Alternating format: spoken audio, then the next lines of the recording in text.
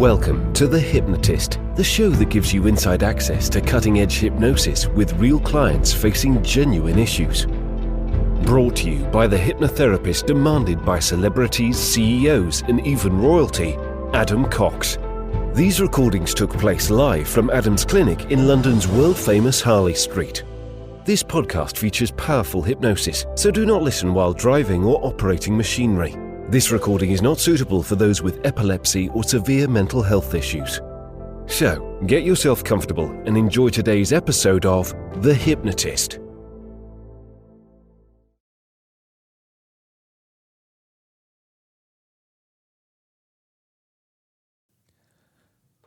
Hi, it's Adam here, and in this episode of The Hypnotist, you're going to be listening to a hypnosis session created for a client that generally was eating very good food, making good choices, but every now and then would have an urge to overeat, eat when they weren't hungry, or compulsively think about food. So what you're going to hear in this hypnosis session is an integration of hypnosis and an NLP technique. NLP stands for Neuro-Linguistic Programming, which takes the idea of a first-person thought. First-person thought is if you imagine eating food, you might imagine the food in front of you on a plate or even in your hands, and then switching that rapidly to a disassociated third-person perspective of the desirable behavior in a compelling way. It's designed as a pattern interrupt, but it's also designed that in real life, when you then see the trigger, you are drifting towards the preferred behavior to replace it. It collapses compulsions, because in order to have a compulsion, you need to think about things in a particular way, but it also makes the alternative very compelling. The best way to listen to this will be in a quiet place where you won't be disturbed. So find a quiet place, relax, and enjoy the session.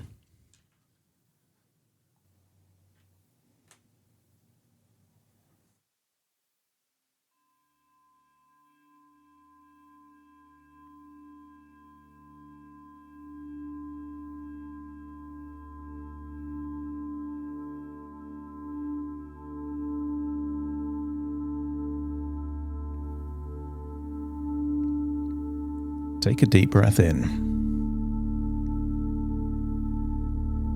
And as you breathe in, just imagine that you're breathing in a feeling of relaxation. Allow that feeling of relaxation to go in through your nose. And as you breathe out, allow your eyelids to close and feel any feelings of tension leave your body in your outward breath. That's it. On the next inward breath in, it's not just relaxation, but a feeling of resourcefulness. Allow it to go into your body and feel whatever resources are necessary right now. It could be a feeling of determination. It could be even more relaxation. As you breathe in this resourceful feeling, just allow anything unresourceful to leave your body. Any feelings of stress, any worries, any frustrations. The interesting thing about life is it's a constant roller coaster of different emotions. Any human that says they never get angry, never get stressed, never get frustrated, they're probably just not aware of their own emotions. And all of these emotions have a use, they have a function.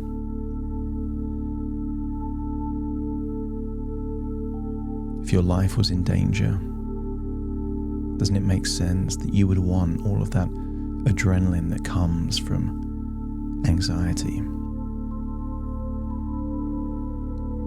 If someone wanted to cause harm to you or your family, that focus and resolve that comes from anger can be useful. The only thing that isn't useful is holding on to these emotions when the situation changes.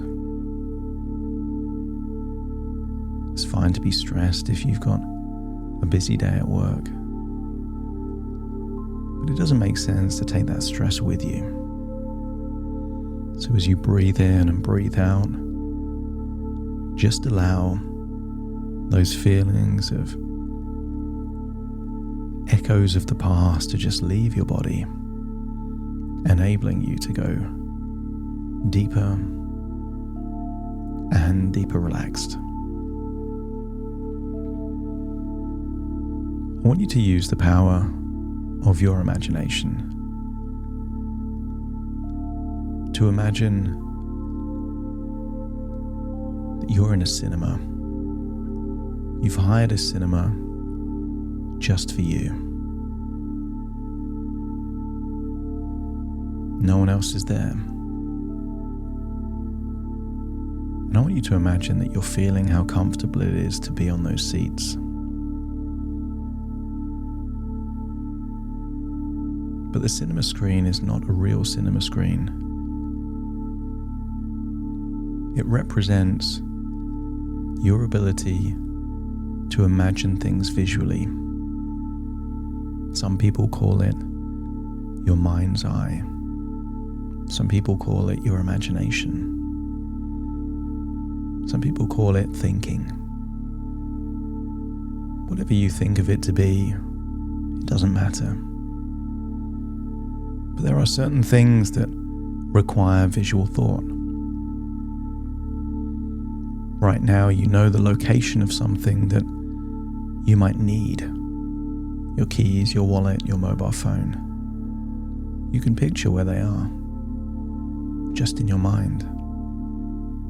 Or you could think of a memory from childhood and feel like you're back in that moment reliving it. You know you're not there, but at the same time, you can imagine seeing it. Try and remember an early home you used to live in. Maybe you were 4, 5, 6 years old. And just imagine walking around that house, that apartment. Even if you haven't been there for many, many years, you can still count how many windows are in that house, how many doors.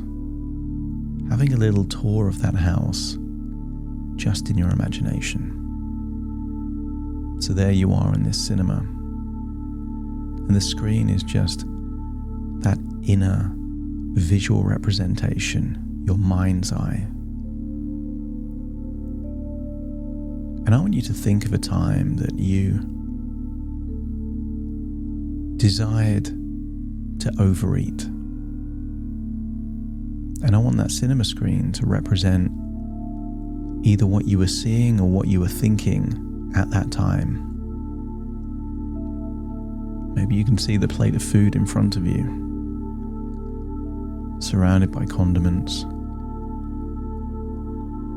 And I want you to notice that as you see that food, it might create an emotional feeling somewhere in your body.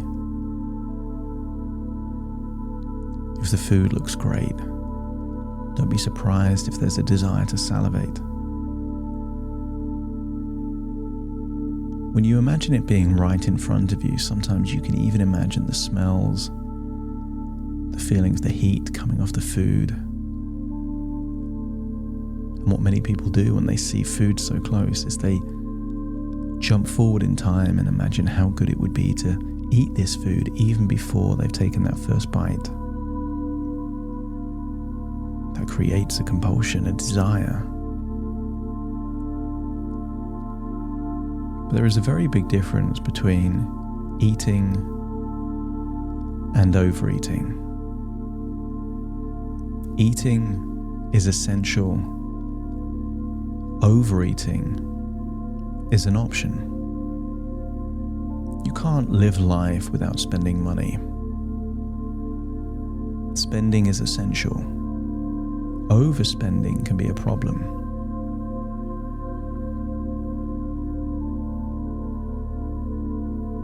want you to think that whatever you're seeing on that screen is your mind's eye that creates desire. Notice if it's in color. Notice how close it seems like you are to the food. It doesn't even have to be a meal. It could be a lunchbox. It could be food in a packet. But I want you to imagine a specific time where you felt desire for that food based on what you saw or what you were thinking about. And for many people, it feels like not so much a thought in their head, but almost like they're wearing a VR headset and they can imagine seeing the food right in front of them. Three-dimensional, color, realistic. And I want you to notice where in your body you feel that desire. For some people it's the throat, the mouth. For some it's the stomach or the gut. Sometimes the compulsion feels like a location in the head, but I want you to notice where it is for you. And here's the thing, I want you to turn it up to know that you're in control. As you make the colors brighter, maybe it increases desire. Imagine getting even closer to the food and maybe that increases desire. Make the screen twice as big. Maybe that increases desire. But if you can increase it, it means you can decrease it. And I wonder what happens when we flip a switch and turn that movie in your mind's eye black and white. Suddenly a lot of that emotion just disappears. And what happens when we start making that screen smaller and smaller and smaller? But not just smaller, but further away. Notice that the desire goes down. I want you to imagine that you're shrinking it so quickly. You're making it small and far away till it becomes a dot.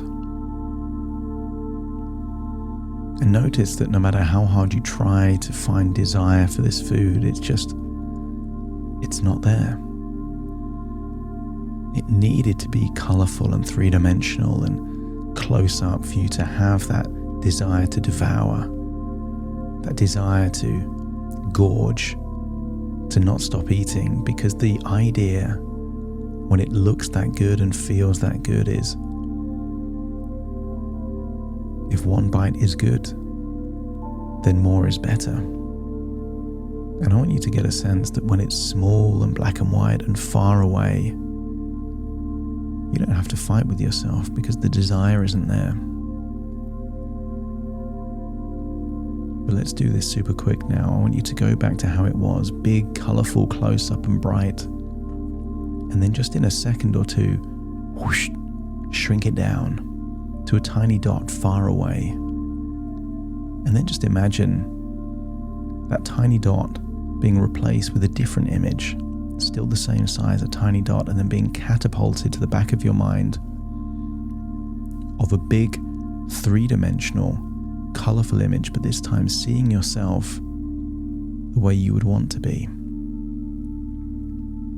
Having a small amount, saying no, eating slowly, eating mindfully. The first image is desire.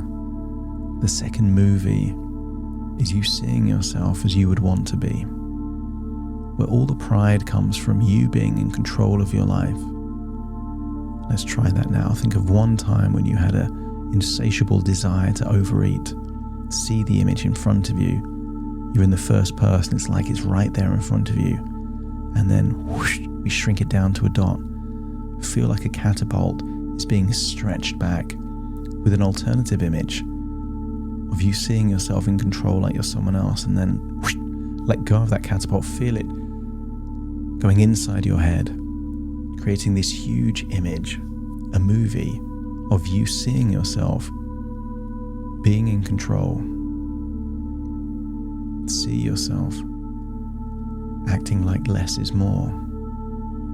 That the satisfaction comes from you're now in control of your life. And let's see how many of these we can do and how quickly we can change them. Think of the original time when you felt desire. Maybe ordering biscuits, buying a sandwich even if you're not hungry. See it, imagine eating it, colorful, three-dimensional, right in front of you, and then whoosh, shrink it down and whoosh, replace it. You're now seeing yourself, maybe not buying the sandwich at all. Maybe you're seeing yourself interrupting that pattern by having one bite, deciding you don't want any more, see yourself throwing it away. See yourself ordering something and maybe figuring out you didn't even want it, just giving it to someone that might need it more. Jump into the first image where you have the desire, shrink it down, black and white, tiny, whoosh, and then catapult it right into the back of your mind of big image, but you're seeing yourself in control. I want you to see yourself with the power to change your habits and take control of your eating. You are in control of your body and your choices. See yourself listening to your body and only eating when you're truly hungry. In the second image, see yourself capable of making healthy food choices that are good for your body, not good for that craving. See yourself eating good food in moderate portions. And imagine time goes on and you see yourself doing this not just once or twice, but consistently. And what you lose in that temporary, fleeting feeling of gratification, you get in a real sensation of pride, self-control, and a feeling that you are the master of your destiny. Every time you eat a smaller portion gives you a more pleasure from knowing that you're in control of your life than whatever that food would have been. And let's do that again and again. First image, imagine the desire for that food that isn't helpful for you. Shrink it down, black and white, whoosh, and then catapult that alternative image, whoosh, flying in the back of your head. Three-dimensional, bright, big, but you're seeing yourself as the star of that movie, in control, no desire to overeat, making great choices, taking your life in the direction that you want. When your unconscious mind feels that it's ready to now have a compulsion, not for the food, but the desire for the ideal version of you, just let me know by nodding your head. That's it. And then just imagine that we're leaving that cinema, returning to the present, where you're listening to my voice here in this moment. Very soon I will count from 1 to 10 and you will awaken with new tools, new ideas. That a compulsion is just an opportunity to break a habit that no longer serves you.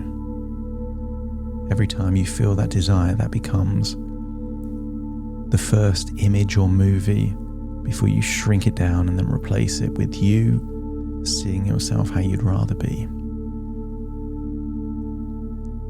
You will awaken feeling resourceful, motivated, with a strategy now that whenever there is this desire to overeat, you're halfway there to breaking that pattern.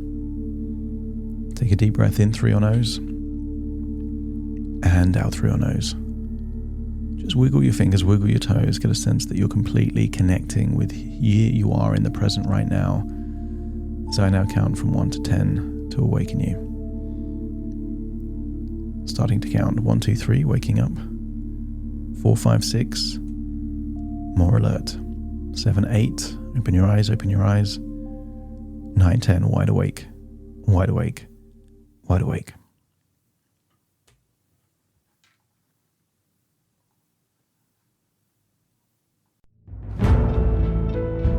Thank you for listening to The Hypnotist with Adam Cox, the show that gives you inside access to cutting-edge hypnosis with real clients facing genuine issues.